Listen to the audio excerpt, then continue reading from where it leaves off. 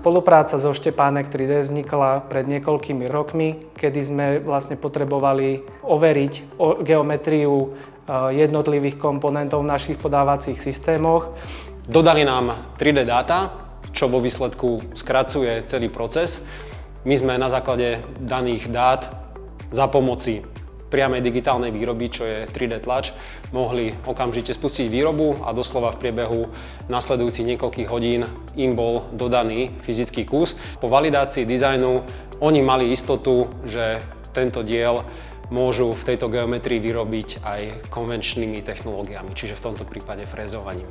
To bol začiatok spolupráce a následne na to začali pribúdať ďalšie projekty, aj podobného charakteru, ale aj takého charakteru, že už mali presah aj do výroby kovotlače.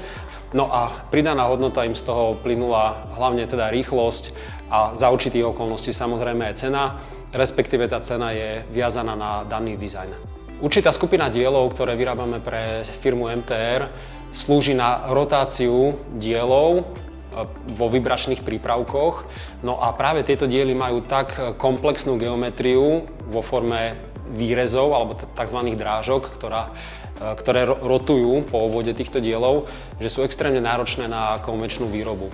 No a tu sa nám vlastne v praxi osvedčil postup aj výroby v prvom kroku plastového dielu, ktorý sa veľmi rýchlo dokáže nasadiť a otestovať pri prvých kusoch ešte pri testovaní tohto zariadenia. A už keď dizajn je teda zvalidovaný, overený, tak prechádzame do plnohodnotného kovového výtlačku, obvykle z nerezovej ocele, ktorý už má naozaj extrémne dlhú životnosť, vysokú pevnosť a bavíme sa o plnohodnotnej náhrade aj frezovaných dielov. S firmou Štepánek radi spolupracujeme, pretože je tam rýchla komunikácia a nájdu vždy vhodné riešenie pre nás.